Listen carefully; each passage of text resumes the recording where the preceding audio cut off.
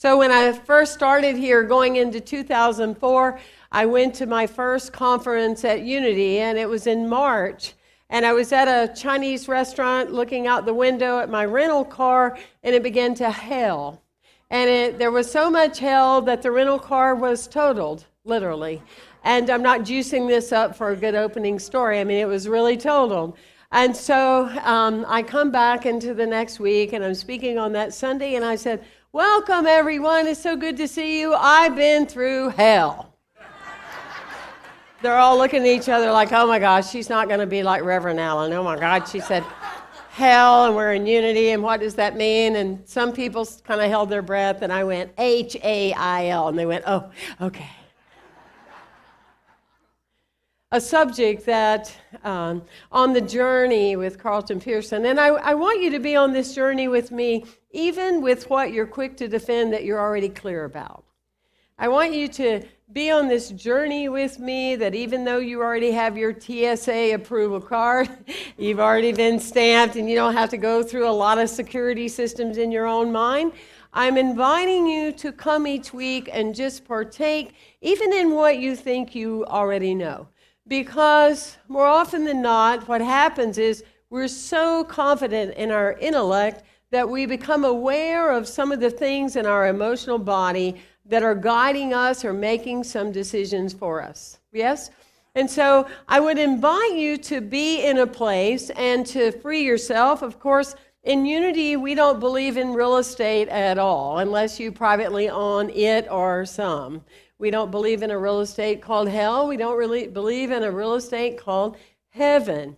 The beauty of one's life is to allow the presence of God to flow in every cell and fiber of your being, to believe that what you say God is because of what you are, and the deepening of that understanding, to understand a loving person lives in a loving world, an angry person lives in an angry world, a critical person certainly lives in a critical world, a joyful person lives in a joyful world.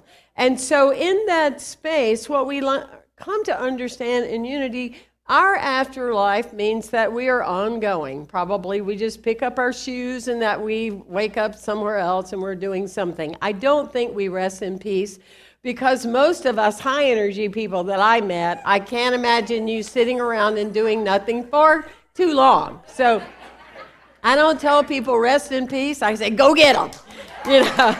Go get them. And if you have a deeper understanding than we do, please tell us what it is so we help us out here. Don't go sleeping, because we need you and your new awarenesses. So Carlton talks about this experience of his life. And the meaning of the book, as far as he was saying, is we're not here to talk about, do we believe in God? More than likely you're here, or you wouldn't be here if you didn't believe in God. So we're here to talk about what are the beliefs that you have about God. Because it's not what you call God. It's not what your God can't be your mother's God, can't be your grandmother's, can't be your father's. Because the one that's operative in your life is yours. Right? And so if people go, well, I don't really know how I feel about God. I don't even know about my relationship with God. Look at your life. Look at your life. Is there abundance? Got a lot of love? Are you healthy or becoming soon to be? Or do you feel like you can never outgive who you are? Wow. What you have in your life or don't have yet would be what you believe about God. If the God that you have right now is not giving you what you want in your life, get a new God. Because the God you're carrying may be a deeper understanding of a new God that you need right now. Can you handle that? Again, I'm talking about belief. I'm talking about belief. I used to say, for many years, I thought it was kind of cute. I was born metaphysical. I didn't go to Unity and become metaphysical. I was just glad to meet a tribe that actually understood what I was talking about. So I used to say early on in my ministry that I'm a recovered, deep-rooted Southern Baptist. I'm a recovered, deep-rooted Southern Baptist. I don't say that anymore. Part of my past is that I was brought up in being a Southern Baptist. And people say, I grew up as a Southern Baptist. I go, I didn't grow up at all because I didn't have a deep understanding of what growing up really means. Growing up means demanding and clarifying from a universal law who you are. And if you're in an environment that says to feel guilty, feel shame, don't feel good about yourself, there's some other hierarchy that's in charge of you, you got to go through a telephone operator to get to God, then that doesn't really develop the culture of people with high self-esteem and confidence. If you've been saying for, 30, 40 years or since the day you were born, God loves me, and you don't accept that you are lovable, let's go back to work, right? People say, you have a lot of self-esteem. I go, well, of course I do. Don't you? Don't you have a lot of self-esteem? Don't you have such an immense love for life? This universal law that's creating all over the world, infinity all the time, loves all that you are. How could you not have self-esteem? I'm sorry. That's something we got to look at, right? But I do say that I am a recovered alcoholic, and tomorrow is my birthday, and I'm 32. 32.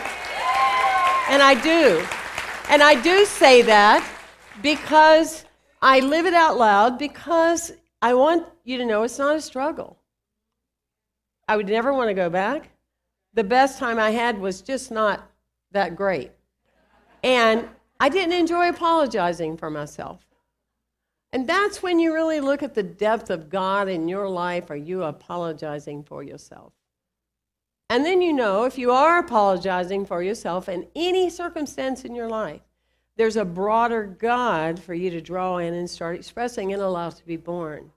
I'm telling you too, that's $5 for you. And so I'm also, I say it because many of you here have a child or a grandchild or a friend or a partner or someone that is in the throes of what they don't know yet with addiction. And I want you to know the best people that supported me were two kinds. One that called attention that I wasn't all that when I thought I was, that I had an issue. Thank you, God, for those people. And the other people that held me that I could be different. Both are very important. If you're a prayer person and you believe in mastermind the people having the awareness and being free of addiction. Right? Let's clap for all those people. It's very important. It's very significant. Carson Pearson would start out in the book by saying that he had this 21-day fast, and as a Pentecostal back then, he used to do 21-day fast a lot. That's the kind of thing, by the way, if you're talking about food fast, you got to really know what you're doing. You don't just take off and say it. You've got to be educated about knowing what to do and what not to do. He did a 21-day fast, and he started having these awarenesses. Like a lot of you through the years had awarenesses and said, this doesn't really work for me anymore. I can't really serve a God that, like some countries, doesn't like others. I can't really serve a God that likes some people, some colors of people, some languages of people, some sexual types of people. And eventually we broaden our space and say, my God is evolutionary, yes? And so he talked about that we are allowed in our lives to make mistakes. Nobody here has ever been a mistake, and there's a big difference. And if you aren't on occasion making mistakes, you're not doing a whole lot. Okay, you're just sitting in that little safety corner. You and your Hoover vacuum cleaner getting dust. That's how I really feel. Anyway, but I started thinking about, also one of the greatest prosperity teachers was Edwin Gaines. And she talked about 21 days of non-complaining about anything, to go 21 days. And it used to be fun. Certain churches I was part of, we did it. You had to wear a little wristband. Every time you had to complain, you had to pull and snap. It was funny looking at people's wrists that were really red during that 21 days. Anyway, back on track. I used 21 days to kind of do a lot of things, and I'm inviting you to do that as well. But I'm not inviting you to do it necessarily about that. I'm inviting you to do intuitively the answer that you get today. Stay with me during the rest of the service. But when you get home and you go outside, think about what would your 21 day be? I use it often when I'm like looking at certain foods in my life. The foods you crave are the ones that really you're probably the most allergic to, right? Like sugar. Love it? You do not want to see me on sugar, right? You think I have a lot of energy and I'm like all over the place? See me on sugar. Well, I don't know that you see me on sugar because I'm like that. Love it. Not for me. But see, when you take yourself away from something for 21 days, whether it's complaining, whether it's an old idea, whether it's criticizing, whether it's food, whether it's alcohol, whether it's whatever you're putting, smoke, whatever that is, and no, I don't. But anyway, whatever that is, if you take a break for 21 days and then you do it again, it will give you some answers. Is this working for you so far? Just things that we know, but things to shake up a little bit. Remember, that's why with Spirit, there is no one size fits all. And you can't ever hear that. And if you're ever hearing it from me, you're projecting that onto me. You know, if you have something you feel great about, you're doing something on the side, and you feel like it works for you, and you don't feel like it's an addiction, good for you. More than likely it isn't. So don't hear a one size fits all. But the thing that you need to hear is what doesn't fit you. If you keep doing it, it does not lead to a greater life of joy. That's just the bottom line of all of it. So when we talk about God, we get away from God as a male. And I would say the same thing if everybody years ago in our lives called God a woman. So God is not a gender at all. Because when you make God a gender, then you've already brought God to a place of human tattoos, limitations, thoughts, feelings, emotions. Oh, I asked God, to manifest me a new relationship, but, God's busy thinking about my neighbors right now, writing their name down. I don't know what happened. It's not watching me, didn't hear me. God, let me talk louder. Did you hear me? And so God is not a he, nor is God a she. And God is a principle. God is an electric presence. God is an energy. God is, as they have discovered in quantum physics, if you have special seeing, and some of you do, and I've spoken to some of you, you can actually see this wood is not solid. You can see it is not solid, and it's not solid. But how we work intellectually with our human mind and our ability is we see it as solid, and we feel more comfortable with that. You see, God is the fluidity of your life, and that's why when we say, when you have solid issues in your life, you have made them solid. Because there is a fluidity of shifting and changing and season and the wind blowing, and what you do not want to hold in your hands or your heart, you can let it go, right? The 9 o'clock keeps saying, why do we keep chanting those songs over and over again? And I said, well, till you get it, and it will stop. I release, and I let go. The Spirit run my life, right? What's open wide? My heart. My heart. Absolutely, that presence and that power. I think for me, and I just want to make a point about that I love the times we're living in now. I love our young people actually feeling the permission to say something that many of us in other generations didn't feel comfortable saying. Right? About a lot of things, but about God not being a gender. And I love that young people can say thoughts out loud that some of us actually had. I remember growing up as a teenager, still growing up now, but back then, and I remember thinking, gosh, I wish there was a third gender. Because one right now I'm not relating to, and one I'm not sure about, and And the other one, my grandmother says, I'm going to go to hell. So what about a new one? But I look at our young people now that say, I don't really know. I don't really want a label. I'm not really sure what I want to be. I'm not really sure if I want to be identified as a girl or a boy or we. I may be we. I may be they.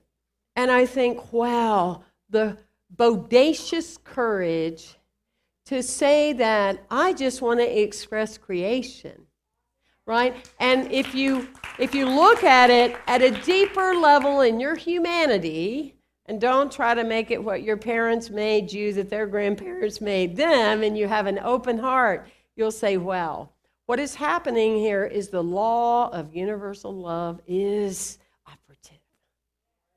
Because if we could get past the packages, the color of our skin, the space, the color of our hair, the whatever, and we just see love, how empowered is that? That speaks to me. It speaks to me. I give thanks to my practice in being in that deep-rooted Southern Baptist, because to me, I learned to feel that there were incongruencies. I couldn't understand who God had and who the devil had, right? I couldn't understand that. Who decided? Who made that decision? Does anyone relate? Am I the only Southern Baptist in the room? Right. So anyway, I couldn't understand the incongruencies, and I couldn't understand how God gave some blessings and God gave some curses, and how the devil gave lots of curses, and from that, if you got that awareness, then you'd get whatever. I couldn't get any of that part of it, because people who live seeking either a payoff called heaven or a punishment called hell probably are not really authentic people. Even the baby said, I know. The baby said, I know.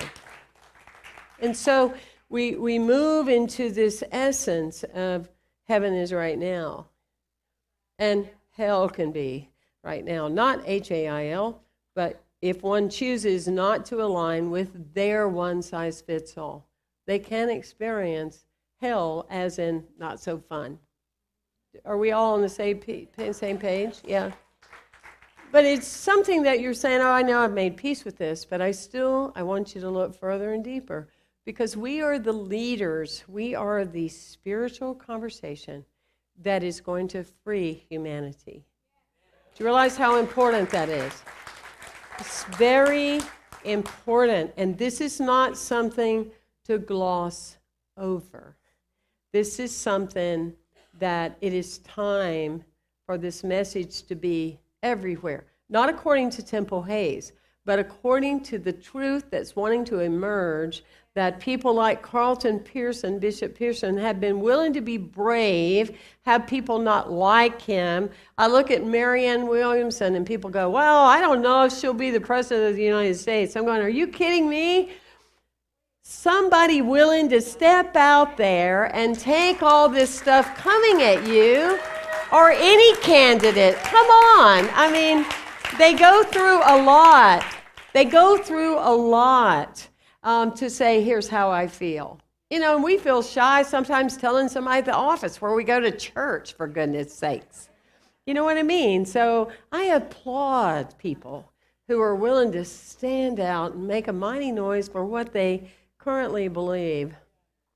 When I was little, my father and my mother was always shamed because, she allowed herself to be shamed because she didn't, her family didn't go to church.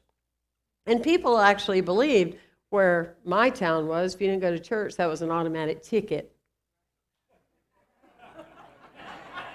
Okay. And my father's family felt that my mother was a horrible influence. Now, we laugh about that, but many of you singing out here are going through similar kind of things, right? As some people, I do weddings, and it doesn't even get to be about the couple that are getting married, because people are arguing about whose faith in this, and oh my goodness, we must do better. We must do better. This is a strong conversation we need to look at. And we must say it's not okay. It's not okay that people be so humiliated and dismissed because who they choose to worship or adore, right? And so in that space, my grandfather, for those of you that were around then, was like Frank Lagatuda. John Temple Hayes was like Frank Lagatuda. There's a social hall in the Carolinas named after him, Hayes Fellowship Hall. He went to church, never missed a day. I think in 40 years, they had a trophy. We had Johnny Hayes Day. Are you getting the picture? Okay, and then they named me, and I'm anything but any of that. God bless them, you know? And so anyway, he came to pick me up one Sunday, already mad that he had to pick me up. He said he was. I didn't assume it as an intuitive, but he was mad. And so he's picking me up. We're headed to church, and I realize a dog is following us out in the country, and I got to get the dog. Well, then that was special. He was even more mad. And so I said, I'll run back. I'll take the dog back. So I'm running back to the car. He's back in the car. I didn't see it. He ran over me, and I'm in the ditch. I mean, really, this really happened. And so I'm in the ditch now, okay? And it's like, just dust off. We got to go to church. We got to get to church. You know, and I see that, and I see that my mind is my church, and what I believe is my religion. It's true for all of you. Your mind is your church, and what you believe is your religion. Religion meaning a way of life.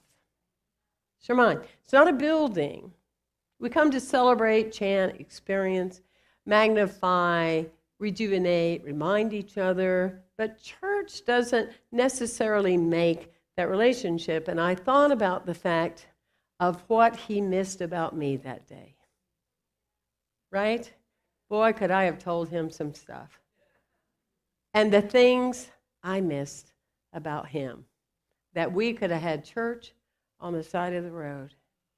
So when you're aiming for this spiritual evolution in your life, and I'm here to be spiritual, remember, that's the person right in front. That's that lady over there. That's that woman in the back. That's that little child that acts out. That's the parent you don't understand. Spirit is everywhere present. And when we go deep enough to the core, and we look, and we feel. It's in our hearts, you see. Feel it. We don't want to do spiritual arrogance here. We don't want to do, we know everything and you know nothing. We want to do, I know very little and I love it when I feel like I know something, you know.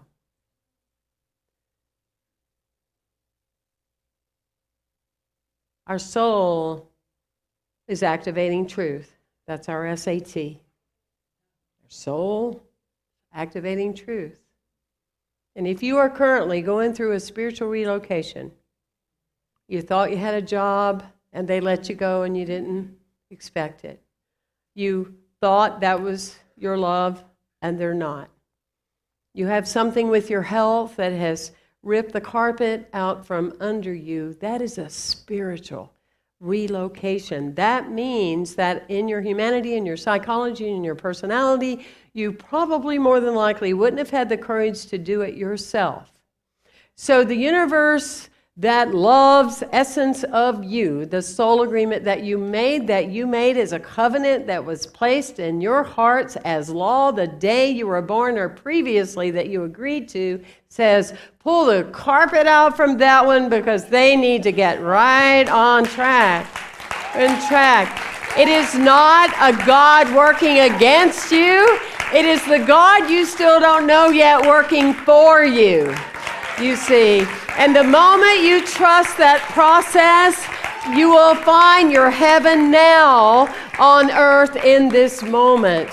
And that is a fact about your reality, is that you celebrate that and you remind everybody else If your life is changing, let it.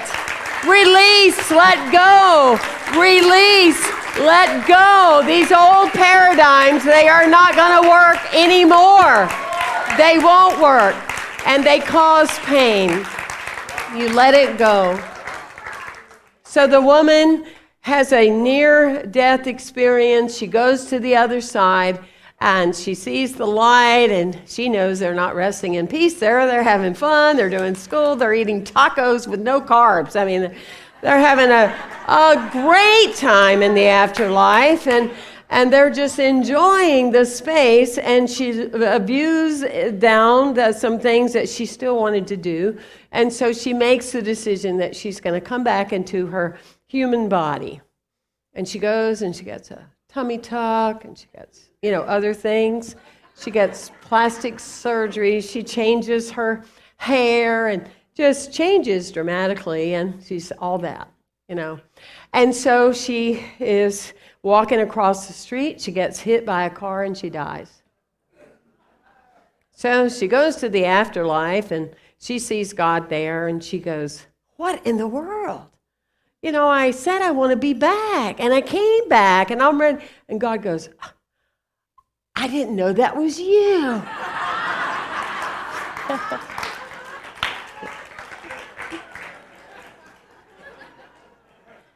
You have the capacity in the ever-unfolding creation of your life to still not know all that is you. God bless you. Bless you. Thank you. Thank you. Thank you. Thank you so much. Thank you. Thank you.